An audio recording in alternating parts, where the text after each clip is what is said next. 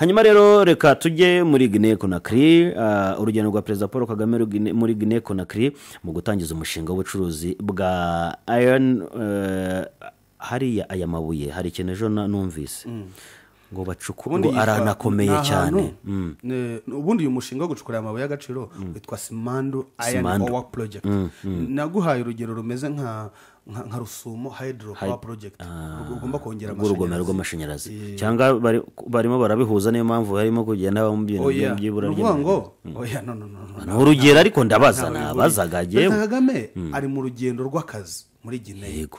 Iyo bavuga urugendo rw'akazi sinzi niba usobanukirwa impamvu baba bashaka kuvuga ngo urugendo rw'akazi. Ruvuga ngo Perezida Kagame urabizi neza yuko ahangaha mu Rwanda bakora icyo bita refinery, kongera gutunganya amabuye akagera hanze ameze neza akoreshwa batungiye kuyakoresha. Ibyo biyongerera agaciro akagera yari iboro. Yego akenewe rwose ku isoko. Buriya mu bucukuzi bw'amabuye y'agaciro cyangwa se mu bucukuzi bwa za lisansi buribanza kuyungururwa kugira ngo ijye mu moteri za engine iri final irangiye. Yes, irangiye, ready to use. Yes, ready to use. So the same as amabuye. Bivuga ngo ushobora kwiba niba ruzinduko rw'akazi, why not is marketing? None ni ibyo ngibyo rwose agiye kujya gusobanura ngo yagize hari ibiganiro abanyapolitike bagira byitwa tete a tete hariya ntuziriya no mu Rwanda. Natwe buri ushobora guhura n'umuyobozi chairman wa Radimanzi ndetse na n'ishusho TV mukagirana ibiganiro tete a tete. Oya nta n'umuntu n'umwe uzi ibyo mwaganiriye, ahubwo mwebwe mukaza gusobanura ibyo mwe byavuyemo, mwe mwumvikanye mwe babiri. Tubabwire yuko twaganiriye ku buhinzi n'ubworozi bw'ihene n'ibihumyo mu gihe mwiganiriraga ku mabuye y'agaciro. Ushobora kugenda mukaganira ibiganiro tete a tete n'uvuga ngo abanyapolitike yari uruzinduko rw'akazi bashobora kuganira ku byagirira inyungu ibihugu byanyu byombi. Yes, ariko bashobora kugira ibyo bahisha cyane bagashaka buhake, urumva kugira ngo bakore utuntu twabo bitonze bishishikiye arwaye. Mwihurire ntwara rumuri nicyo yashakaga kugaragaza avuga ngo kubera iki duhora dutegeye ibiganza bari abanyamahanga kandi twebwe ibyo bintu tubifitiye ubushobozi, ahubwo twagakwiye gutetera mu mitungo y'iwacu aho kugira ngo tugaragarize bari abantu yuko badahari twashira. Yego, so nuvuga ngo uruzinduko rw'akazi rero ushobora no kuba uruzinduko n'umuntu rw'ubufatanye ku buryo ibigo biri hano mu Rwanda biri fining amabuye ushobora no gukwambuka bikigirwa na kimwe bikajya kugaba amashami. Yes, nkuko za Isco Sugaransa mugari wa muvandimwe Sugaransa Isco yambutse muri za Mozambique irahangaha nyine umubyeyi bagiye kubagarira abana ne rwose akarenge akarenge. Yego, ngaho ukomeza rero jya mbere. I got you. Nuvuga ngo Perezida Kagame ari mu rugendo n'uruzinduko rw'akazi muri Guinea, yifatanyije nabo gutangiza umushinga munini wo gucukura amabuye y'agaciro yitwa umushinga witwa Simandou Iron Ore Project. Ibirombe bya Simandou rero biherereye mu majyepfo y'Uburasirazuba bwa Guinea, nibyo bibitse amabuye y'agaciro ya fer menshi ku isi. Ku bantu ubundi bazi ururimi rw'icyongereza, fer ni iki? Aya ni sikopa muri chemistry. Ushobora kumbwira harya wowe ntabwo ugira iryo feri ibishyimbo ni ubutare by'imyunyungugu, baravuga ubutare rwose. Biteganyijwe ko ubwo umushinga wo gucukura aya mabuye y'agaciro uzaba wuzuye muri 2030 ku buryo mu misozi ya Simandou hazajya hacukurwa toni zigera kuri miliyoni 120 za feri ku mwaka. Ibiro by'umukuru w'igihugu rero byatangaje ko Perezida Kagame ari kumwe na mugenzi we wa Gabon Brice Oligui na Mamadi Doumbouya, generali mwenyewe ni generali rwose w'iki gihugu watangije uyu mushinga wa Simandou Iron Project. Ni umushinga wa kilometero 600. hari amabuye y'agaciro kilometero ngendo 600 nase so kuva ngaho karenganuza kampara oya hirya ahubwo na busi oya rekaze ni kurekira mu Google ureba rekanze kilometero 600.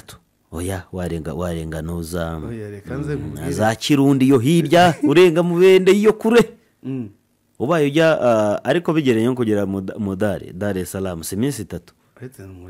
Ne kumva ni hirya ya aho hantu ngo ni hanini cyane aho hantu no gucukura mpaka Sheila no kuvuga ngo ni uramutse werekeza nko muri Northern Uganda ni ukuva i Kigali kugera ahantu hitwa Guru cyangwa se hafi Guru. ya Kitigumu. Ni ukuvuga ngo ushobora kugera ikilometero 600 kugera kuri 650, ushobora kugera i Nairobi muri Kenya. i Nairobi Niba Wanagera muri uramutse uciye mu Tanzania. majyepfo ushobora kugera ahitwa Mbeya muri Tanzania. Mbeya hasi ibyo se uramutse wumva uciye muri West Mbeya ni kure urumva? kuba ugiye kugera za Karongi iyo hirya Mbeya ni kure cyane. Noneho ibaze ko hirya ya za Goma ari muri metero 250 kugira ngo but nuvuga ngo ibirometero 600 ushobora kugera ahantu hitwa Kisangani. Gisangane uvuye i Kigali mpaka Kisangane aho hantu hari amabuye y'agaciro. Nuvuga ngo ubundi ni Kigali to Nairobi ni 610 kugera kuri 630. Ubwo kuva projet n'ubucukuzi bw'amabuye y'agaciro i Nairobi kandi mbibutse ko kuva aho ugiye i Nairobi ni hafi iminsi 3 n'imodoka kandi itahagaze amasaha 28 itahagaze ni umunsi umwe. uyu bwo nuvuga ngo niba uhagurutse uyu munsi hano uyu munsi ubwo uzagera ubwo uraza kugenda i Nairobi nimugoroba. Nose ubwo kuva aho ugiye Dar es Salaam ni kure iyo kugera i Nairobi. Dar es Salaam ni kure. Dar es Salaam ni kure cyane Nuvuga kuko uraryama ukicura rwose ukongera ukaryama. Nuvuga ngo kugera Nairobi niba uhagurutse saa moya zuzuye ubu nuvuga nzagera ejo saa moya zisa ko ni hafi hirya ya kuko i Kampala ndagera mu saa masaha 9 se kuva aho ugiye Kampala 9 ni 9 nijoro ni 9 jya gwitahagaze cyangwa cunye. Iyo uhagurutse saa 2 hano i Kigali ugera i Kampala mu masaha moya za mu gitondo kubera yambuti yaje iri aho zakengera. Yego rero ubwo no kuva aha ugera i Nairobi niho hantu hagiye kujya hacukurwa amabuye y'agaciro ariko n'umushinga uzaba warangiye kuza muri 2030. Ubundi ntago ari umushinga ni igishinga. Iki ni igishinga rwose na iki gishinga rero kandi Kigali iki umva no kuvuga ngo ntabwo tuzongera gutegera amaboko amahanga rwose. Uyu ushatse kumenya ngo ese ubundi mu by'ukuri ubundi Guinea Conakry ingana gute ifite ubuso bungana n'ibihumbi 245 857 kilometer squared ibihumbi 245 ifite abaturage barenga miliyoni 14 urumva kari bake ubwo turajya kungana turangana kandi ari hanene. Iki gihugu nta kuntu kitayoboga na generali rwose ubwo se bazajya no kwanuza kwande no kuba wundi nyamo n'usukuma mu gihe twebwe nkubwira metero byacu 26000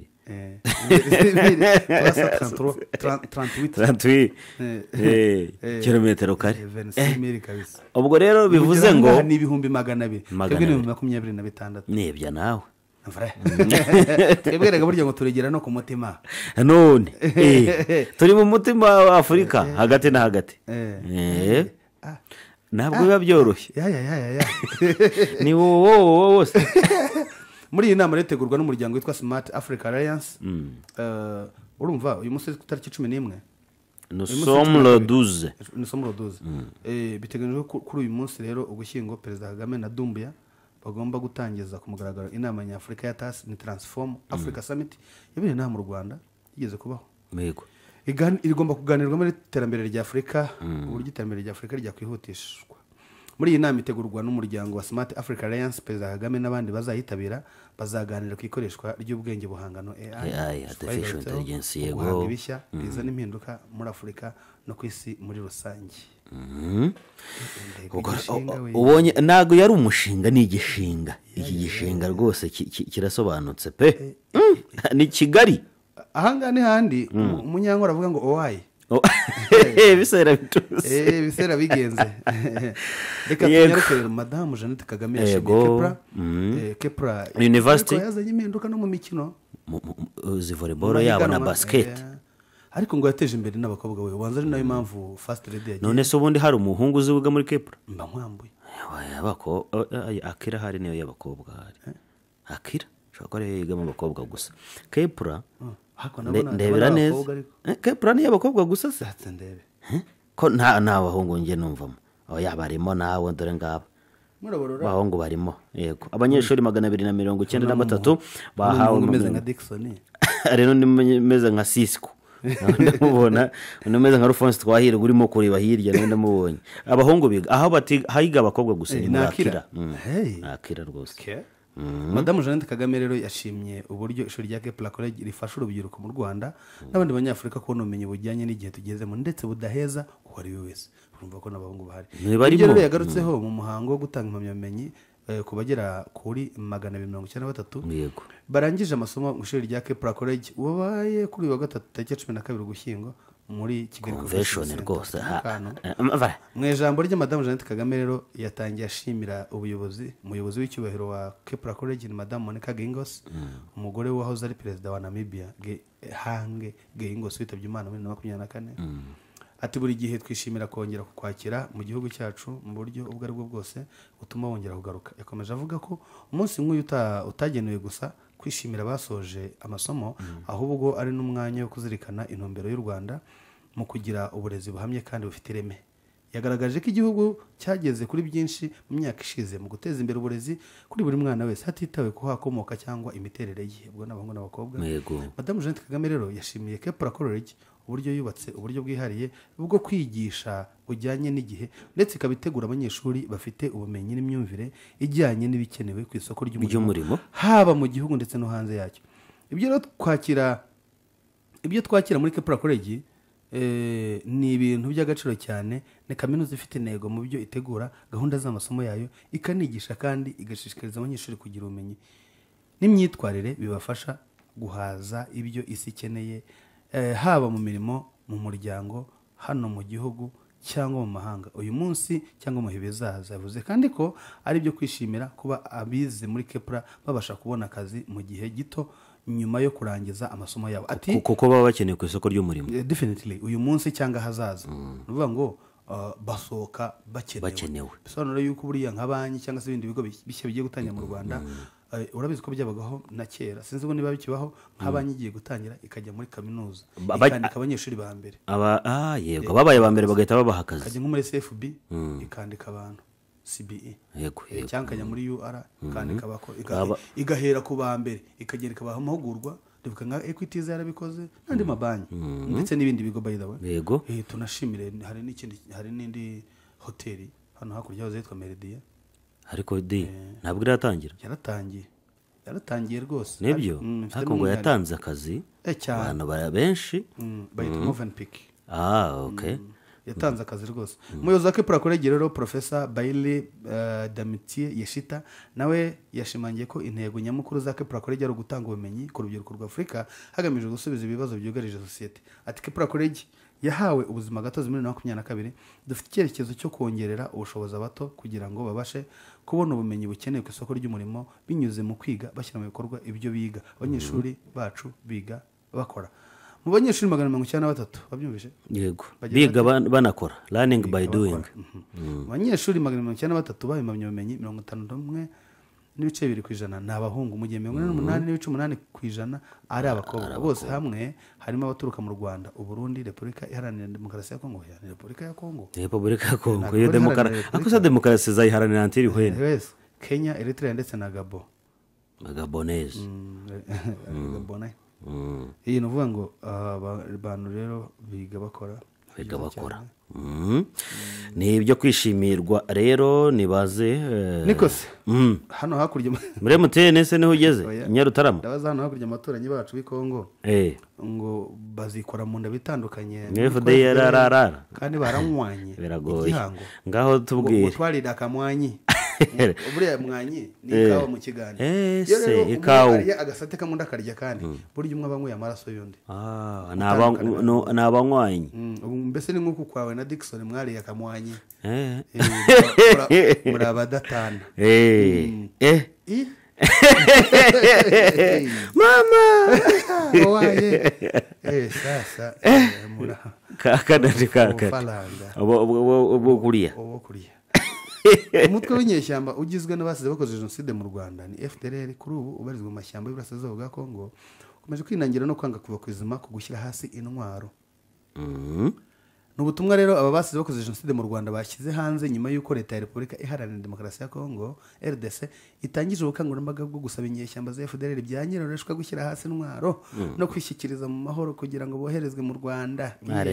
Barashyira mu bikorwa amasezerano y'Doha muri Qatar ni Washington. Nubwo ubukangurambaga busa n'ubwatangijwe ariko abari muri FDLR bahoze banakorana bya hafi n'igisirikare cya leta ya Kongo bakomeje kwinangira ndetse abavuga ko bavuga ko batemera gushyira intwaro hasi. Ni nyuma yaho kandi tariki ya 27 Kamena uyu mwaka guverinoma y'u Rwanda n'iya Kongo bari baherutse gushyira umukono ku masezerano asaba FDLR gushyira hasi intwaro, abayirimo bakaba bataha mu Rwanda ku bushake nka kimwe mu bikorwa byatuma bagaruka amahoro n'umutekano n'asazo bwa Kongo. Amakuru rero avuga ko leta ya Kongo yabarasabye abanywanyi babo bigihe kirekire ko bashyira hasi intwaro cyangwa ndetse bakitanga ko neza cyangwa hagakoreshwa ingufu za gisirikare cyane. Nubwo bimaze kwizera ko RDC yapfa kwikuraho gutyo gusa FDLR. Ako se urumva bibaho? Bivuga ko uburyo bwo gusenya FDLR bugeze kure butegurwa mu rwego rwo kurandura imitwe yose y'iterabwoba igikorera mu Burasirazuba bwa Kongo. FDLR rero igizwe n'abasize bakoze jenoside yakorewe abatutsi mu Rwanda uko twabivuze haruguru. Icyo gihe byari muri 1994 imaze imyaka irenga 30 ikorera mu mashyamba ya Kongo.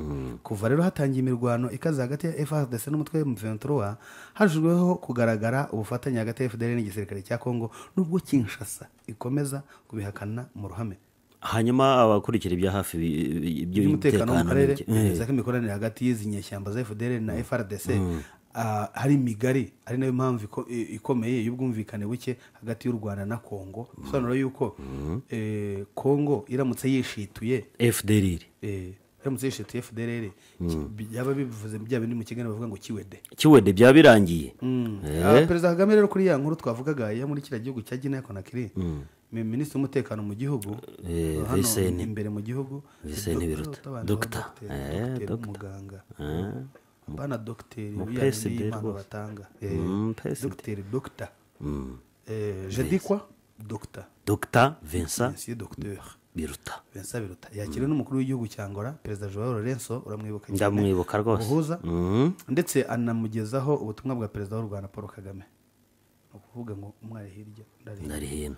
Minisitiri Biruta yageze muri Angola kuwa 2 tariki ya 11 Ugushyingo 2025 ni mu ruzinduko rugamije gushimangira umubano mwiza hagati y'u Rwanda na Angola ndetse no gushyikiriza Perezida Lourenço ubutumwa bwihariye bwa Perezida Paul Kagame ku isabukuru y'imyaka 50 Angola imaze ibonye ubwigenge. Tariki ya 11 Ugushyingo nibwo Angola yizihije isabukuru y'imyaka 50 y'ubwigenge yabonye nyuma y'imyaka 13 y'urugamba rwo kwibohora rwo kwigobotora ubukoloni bwa Portugal byabaye mu 1975. U Rwanda na Angola ubundi ni ibihugu bisanzwe bifitanye umubano wihariye aho ibihugu byagiye bifashanya mu nzego zitandukanye ziri mu bucuti umutekano guteza imbere inganda n'ibindi. By'umwihariko Angola yabaye umuhuza w'ingenzi mu bibazo by'umutekano mu karere aho yagiye ifasha mu biganiro by'amahoro hagati y'u Rwanda na Repubulika Iharanira Demokarasi ya Kongo.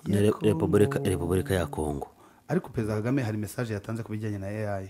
Sinzi nibiyo ngo bayibonye. Atekerero yigeho kugira ngo bajyane muri MTN hano haruguru. Yavuze ko iterambere rya Afurika mu bijyanye n'ikoranabuhanga ry'u Rwanda yavuze ko iterambere rya Afurika mu bijyanye n'ikoranabuhanga ry'ubwenge buhangano AI itazashingira ku bwinshi bwo bikoresha gusa ahubwo ni uburyo ibihugu bya Afurika bihitamo ibibazo bikwiye gukemurwa hakoreshejwe iryo koranabuhanga. Ni kuvuga ngo ubundi hakenewe ko iri koranabuhanga rikoreshwa n'ubwenge kamerano. Yego rirahari yego ariko reka yego turikoresha gute? Ese ikintu ushaka gukurayo ngewe kugira ngo nicyo bita search engine icyo nkeneye kuri internet ndimo ndabigiramo wowe muturage nya kubikonsoma ugomba kubigiramo uruhare kugira ngo ubone igisubizo kizima.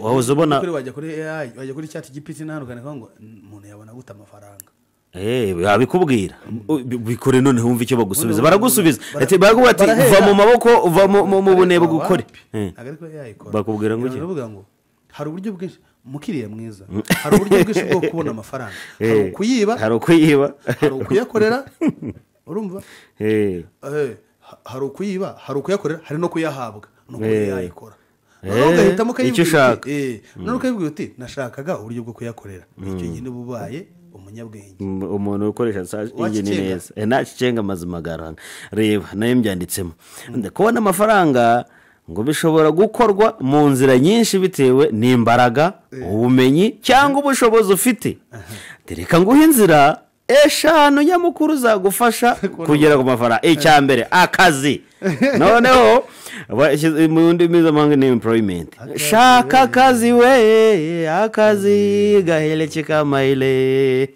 Shaka akazi ku rwego rw'ubuyobozi, ubucuruzi, uburezi, ubuvuzi n'ubuhinzi. Wumvise aho bavuze kandi koko niho gakorerwa bitewe n'uko babajije neza. Yego, curuza. Iki ni ikindi cya kabiri. Icya gatatu, gukoresha ubumenyi bwawe, skills monetization. Urimo urabyumva? Gushinga cyangwa gukora business ya korora inkoko nkuko bamuhanze biyenza. Hanyuma kandi ngo harimo imirimo yo kuri internet, ubwo batanze urugero YouTube, TikTok. Ubwo se hari icyo batakubwiye? Yego ni byiza. Uburi bubajije neza kinyabwenge. Yes. Yego, tujye Nyarutarama.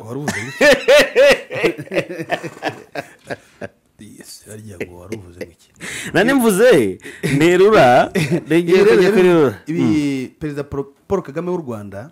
Perezida Paul Kagame w'u Rwanda yavuze ko iterambere rya Afurika mu bijyanye n'ikoranabuhanga ry'ubwenge buhangano AI ritazashingira ku bwinshi bw'abarikoresha gusa, ahubwo n'uburyo ibihugu bya Afurika bihitamo ibibazo bikwiye gukemurwa hakoreshejwe iri koranabuhanga.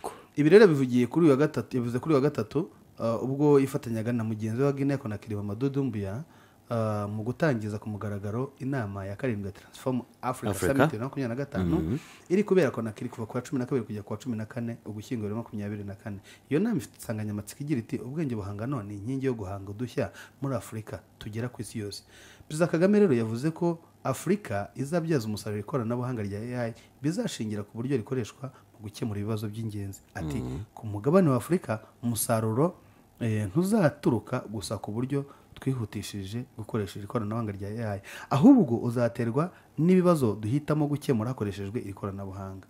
Yavuze kandi ko u Rwanda rutangiye kubona umusaruro wa politike nshya yo gukoresha ubwenge buhangano, aho yitezweho kuzongera umusaruro mbumbe w'igihugu 5%.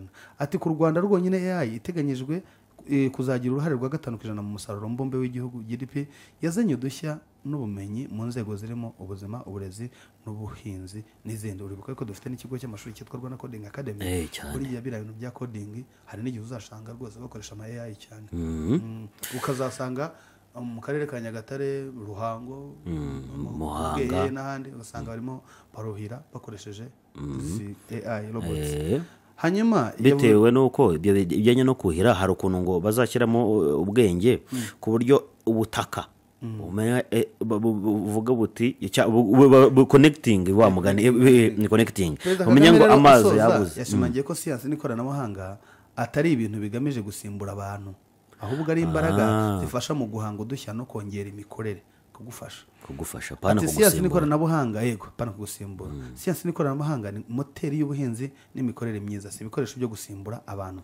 Inama ya Transform Africa Summit 2025 ni urubuga rukomeye ruhuza abayobozi ba Afurika, abashoramari n'abahanga mu ikoranabuhanga, hagamijwe kurebera hamwe uko ikoranabuhanga rigezweho ryakorerwa mu buryo burambye, no guteza imbere imibereho y'abaturage ku mugabane wa Afurika. Ndagushimiye. Urakoze cyane. Hanyuma urwego ngenzuramikorere RURA rwatangaje ko rurimo gukurikirana ikibazo abakoresha internet ya MTN Rwanda kugira ngo gikemuke vuba byihuse. Mu masaha ya saa 4 z'igitondo ku itariki 12 Ugushyingo 2025, ubwo no kuvuga n'uyu munsi, abakoresha internet ya MTN Rwanda rero bahuye n'ikibazo cyo kubura ihuza nzira ivaho rero iminota itari mikeya na nyuma yaho ingikajya igenda nabi. MTN Rwanda binyujije kuri konti yayo X yihanganishije abakiriya bayo yerekana ko ngo yahuye n'ikibazo muri serivisi za internet nk'uko wigeze kubivugaho kare, ngo cyatewe n'ibura rya serivisi za internet z'ikigo muri Tanzania na Uganda. Hanyuma kuki ibi biza bitugiraho ingaruka, niho tuvoma bigenda gute cyane ko babaye mu byo bya telecommunication. Ubundi haba habaye iki? Uranyihangana gato narimo ndeba uru ruzinduko rwa nyakubahwa Perezida wa Repubulika muri Guinea ande ho rero twaganira ngo ratsiki. Waruvuze muri Uganda ko habaye iki? Ni mu Rwanda internet saa 4 z'amanywa uyu munsi yavuyeho igihe kitari gitoya cyane. Barimo baritwaza ko MTN yanditse kuri X ko ngo muri Tanzania na Uganda ngo habayeho mu kibazo mu muyoboro. Niho tuvoma se?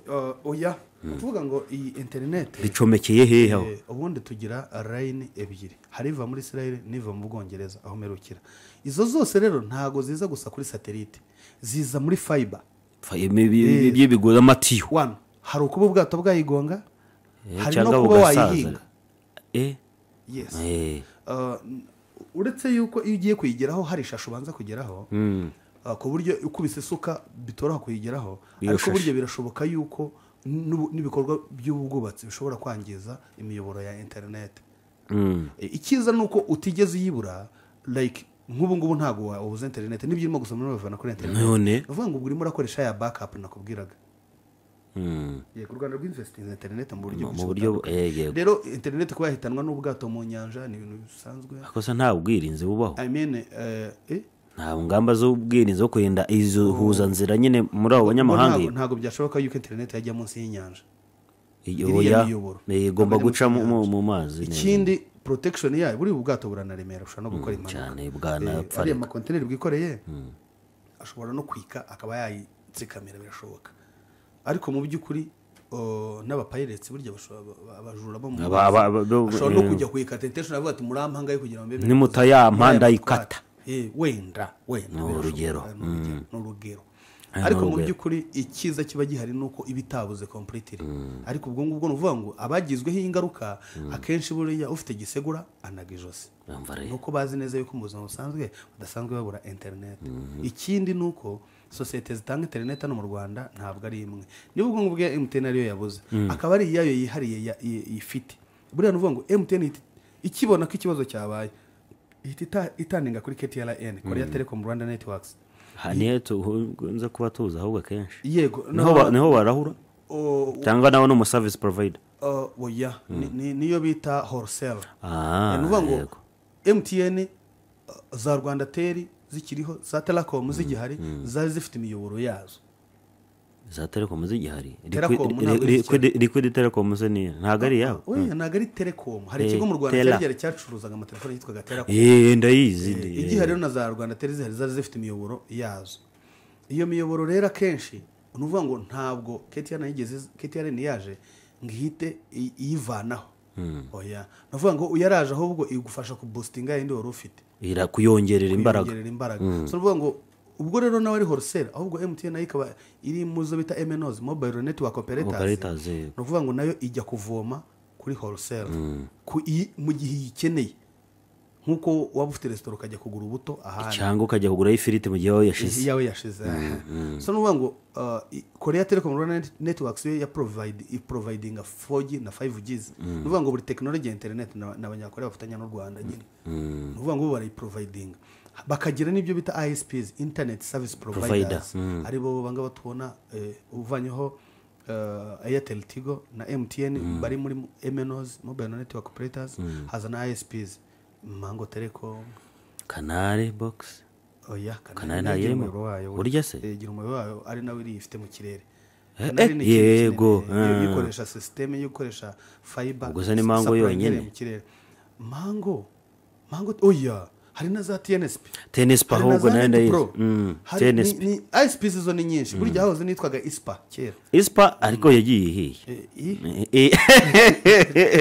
yego ngo ikiza gihari nuko ubutadipendera ku hantu hamwe tutaninga handi igihari gusa kigoye nuko biguhenda ariko ntago umukiriya wawe yabura service ngo nuko kandi hari ahandi hantu wavoma ninakirega buriya na leta n'abahanga babarabiwe bagashyiraho urugwego ngenzuramikorere iyo rero slight mistake baye nk'iyo ngiyo bakabona ko hari ibyo burimo kwirengagiza nkana hari niyo bita tatatante cyangwa se waiting time ugomba kubabwira uti iyi mirimo irahereza isaha kandi ukabivuga mbere yasaha irenze baragutagisa reka tuvuge iby'itegeko rero icyo rivuga itegeko rigenga ikoranabuhanga mu itangazabumenyi n'itumanaho rero ngo ingingo yaryo ya 26 ivuga ko ngo iyo uwahawe uruhushya atubahirije icyemezo kihanangiriza cy'urwego ngenzuramikorere ngo cyafashwe ngo hakurikijwe ngo rero ibiteganywa n'itegeko ngahanishwa kimwe cyangwa byinshi muri ibi bihano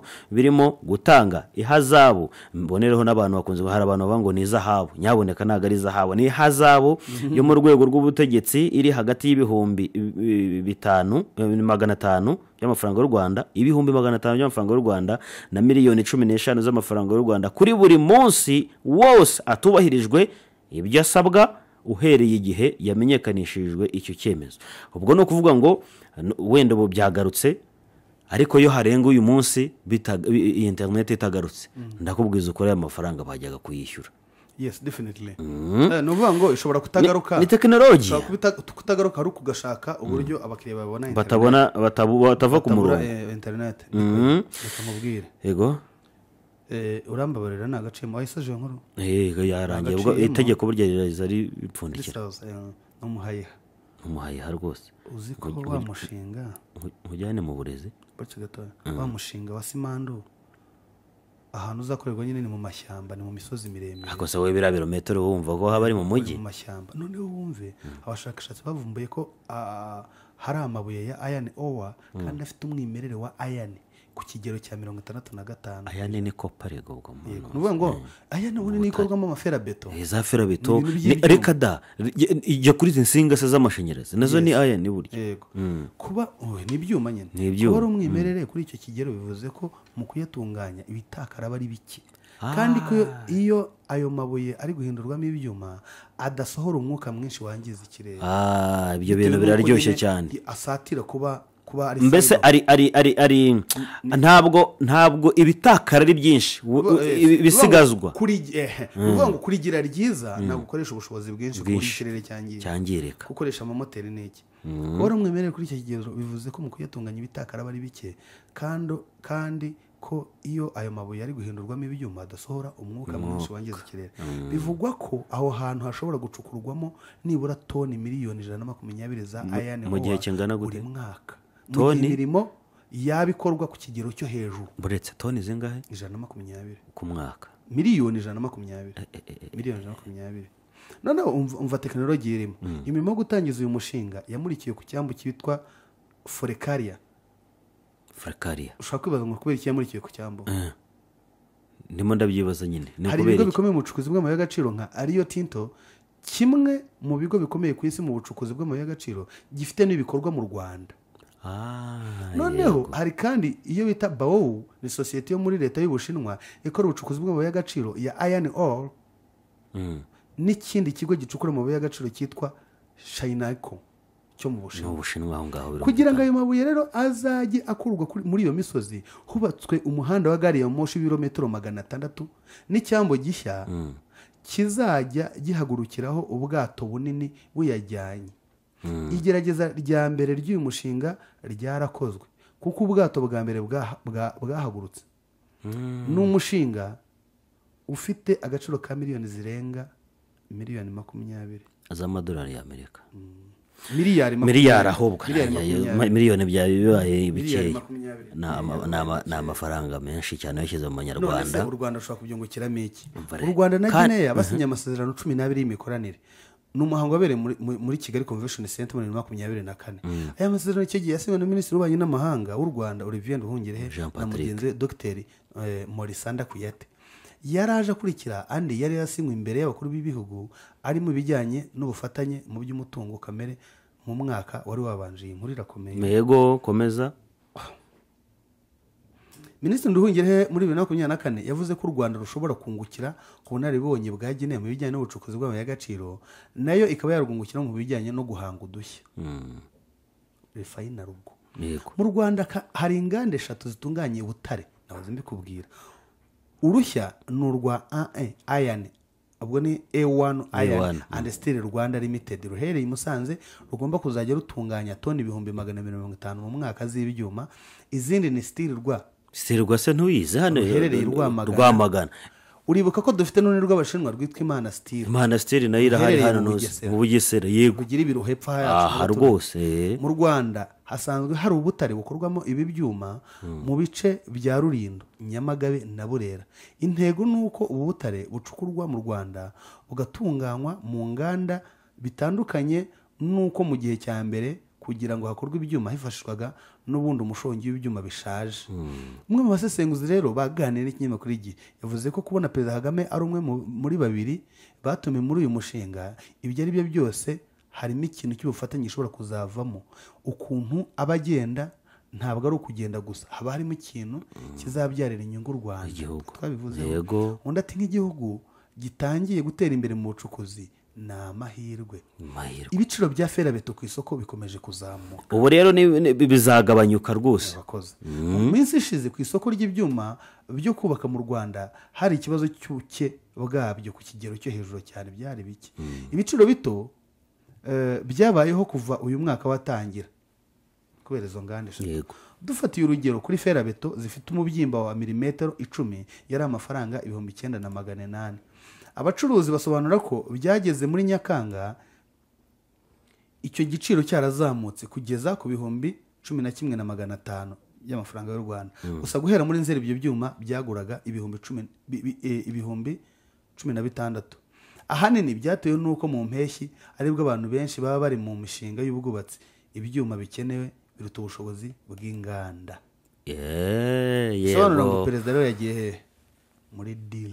Iyi ni deal kandi iyi ni deal kandi nini na abanyarwanda twese tuzabigiriramo inyungu kubera ko ferabeto zahenduka kurushaho, izi nsinga z'amashanyarazi zizahenduka kurushaho. Urumva reka nizi za metalike nazo zizahenduka n'ibyuma by'imodoka. Ikintu cyose gikorwa muri fer byanze bikunze. Hanyuma abaturanyi bacu b'Uganda mbere yuko dusoza kuko nabona iminota yirukanse yagiye rero yatunguranye agaragara iririmba indirimbo ya Israel Mbonyi. Yaririmbye iyihe se kagira nyinshi? Nzi ibyo nibwira ko bagirira si bibi ahubwo ni byiza kugira ngo mbare mu mutima w'ibizaza ndabakunda. Ngaho mugende mubwira abababaye, muhumurize abakomeretse, mubabwire naze barebe dufite Imana itagihinduka. Yadusanze twigaragura mwivata idukuramo, iratweza iratubabarira, ikiruta ibindi idusezeranya ubugingo. Bobi Wine rero yatunguranye agaragara aririmba indirimbo ya Israel Mbonyi. Bobi Wine umaze iminsi yamamaza mu burengerazuba bwa Uganda yifashishije indirimbo ya Israel Mbonyi zibyo nibwira, ashimira bikomeye abatuye mu gace ka Gisoro hano niho haruguru, ariko reka nayifashisha ni mu gihe baranamukunda cyane. Bobi Wine ahubwo yarebye kuri wayi shobora ko ari umugore we wayimugiriye itungo yawe nayo wayimubwiye. Yifashishije amashusho rero ari kuririmba iyi ndirimbo ya Israel Mbonyi. Bobi Wine anyuze ku rubuga rwe rwa TikTok yagize ati nubwo mvuye Gisoro igice cy'umutima wanjye kirahasigaye, mwarakoze kubw'urukundo. Bobi Wine ni umwe mu bari kwiyamamariza kuyobora Uganda ahanganye na Perezida Museveni Tibuhaburwa Kaguta mu matora y'umukuru w'igihugu. Uyu mugabo utavuga rumwe n'ubutegetsi bwa Perezida Museveni yagize abamushyigikiye benshi cyane mu gace k'uburengerazuba bwa Uganda kubera iyo ndirimbo. Ni ukuri kw'Imana iyo ndirimbo n'umugore we burya itungo. Amazina yanjye nitwa Itungo ajya bivuga kandi ntabwo ajya musigaye arimo kwiyamamaza. Yes. That is a very good idea. Bobi Wine rero numwe mu bari kwiyamamariza kuyobora Uganda ahanganye na Perezida Museveni Tibuhaburwa Kaguta mu matora y'umukuru w'igihugu. Uyu mugabo utavuga rumwe n'ubutegetsi bwa Perezida Museveni yagize amushyigikiye benshi mu gace k'uburengerazuba bwa Uganda. Robert Kyagulanyi Sentamu wamenyekanye nka Bobi Wine w'imyaka 43 ni umuyobozi w'ishyaka rya Nation Unity Platform NUP. Bo bayita NUP burya bo bayita NUP bayisoma nyine mu Kiganda mu Kinyenkore. Ni inshuro ya kabiri ari guhatanira kuyobora Uganda nubwo ubushize atigeze ahirwa ariko zondo bizamuka ariko se bwo bizakunda. Chifefe we yagize ryararyihorera giza bese igihe Chifefe yavyuka bakobwa. Iyi ndirimbo ya Israel Mbonyi rimwe mu zigize album ya mbere y'uyu muhanzi yise Number 1 yasohotse muri 2014. Nyuma ya album hasohotse iyi ndirimbo Israel Mbonyi amaze gusohora izindi nyinshi cyane zirakurenye zakunzwe bikomeye no muri Uganda, aho anaherutse gutaramira muri 2024 hakurya na bitazambarana za Masaka aho ataragera za Mubende Shembo hazajyana za Kirundi hirya za Meko genda gereza hanyuma 2025 uyu muhanzi yamurikiye abakunzi be album ya 5 yise Hobe ari nayo yakomeje gusohoraho indirimbo ibyahubwo hanyuma rero miliyari zisaga 74 ngo zashowe mu kuvugurura amashuri nderabarezi. Leta y'u Rwanda ku bufatanye na banki y'isi yatangiye gukora cyangwa gushyira mu bikorwa umushinga wa miliyari zisaga 74 z'amafaranga y'u Rwanda wo kuvugurura rero no kubaka ibikorwa remezo bigezweho mu mashuri nderabarezi TTCs ni 16 ngo n'andi mashuri yimenyerezwamo umwuga anayagera kuri 16. Ibi birimo birakorwa rero ngo hagamije kuzamura ireme ry'uburezi, guteza imbere ikoranabuhanga mu kwigisha no gutegura abarimu bashoboye mu cyerekezo cy'igihugu 2020-2050 cyangwa 2050.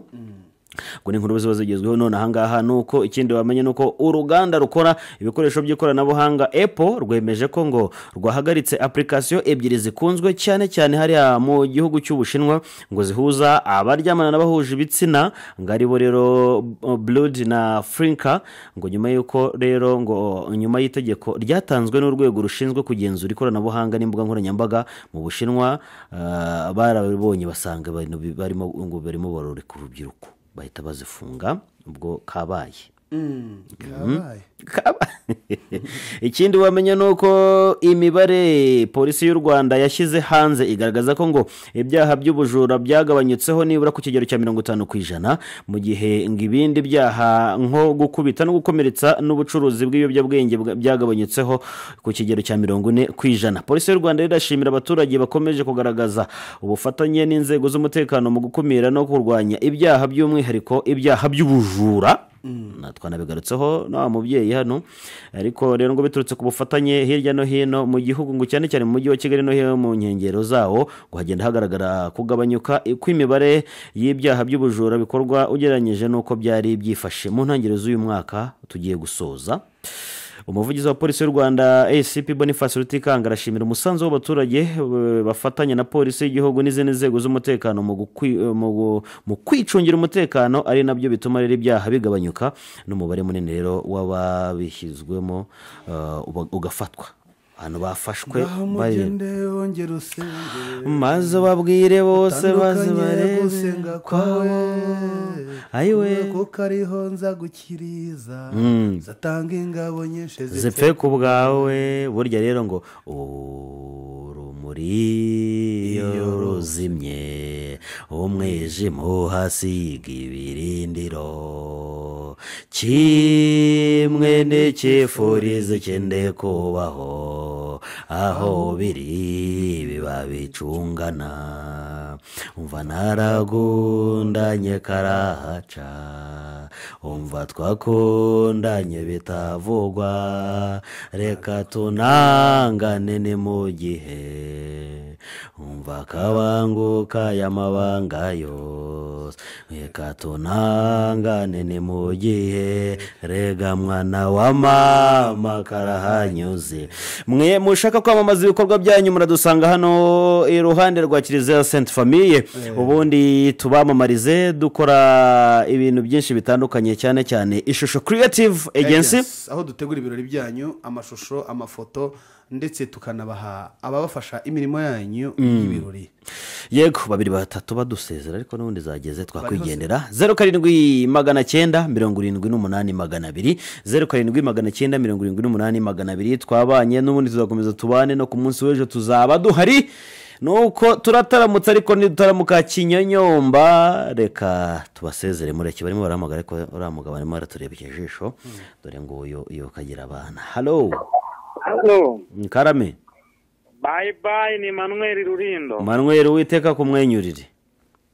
Namwe. Yarakoze cyane Manuel we. Kuri Manode. Hanyuma dusuza abantu barimo kutwumva bicaye hano muri Global Village barimo kwinywera kabyeri abandi banywa gafana. Hari n'akantu k'agastade wicaramo karimo utuntu tw'uduti mu mahumbezi. Umuyaga wa Kigali wose Kigali yose kagusekera. Kigali yose ransekera ibihumbagiza ni mumuro yawe ndayimenya